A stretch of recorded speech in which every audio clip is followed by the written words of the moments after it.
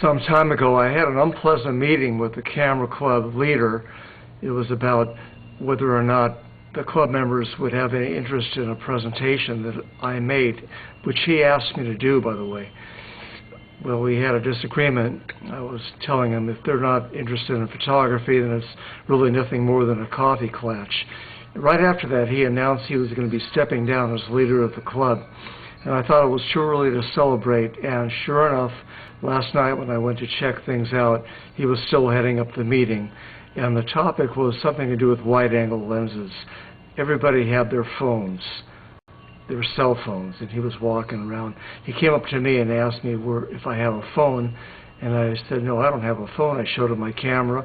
He said, well, can you zoom in and out? I said, yeah, it's got a 35 millimeter equivalent wide-angle lens on it. Well, he was making no sense at all when he was describing the features of the phone as far as wide-angle technique. So while he was talking, I stood up and I did this wide-angle panorama and stitched it up. And then I walked out of the meeting and thought, I've got more important things to do, like getting home and having dinner and getting ready to watch a big movie event that I had set up. So we made plans to do that.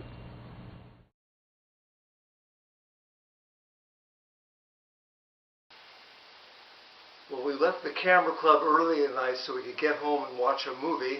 We're going to watch Earthquake from 1974. Originally that was shown at the Chinese Theater in Hollywood, and I was there for that screening. But what I don't remember is that they had netting on the ceiling to prevent pieces of the chandeliers from vibrating and falling down on the theater goers. Don't remember that, but I do remember the big surround speakers they have set up.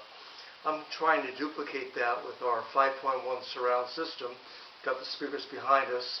The show's about to start at 8:30, right on time, and let the show begin.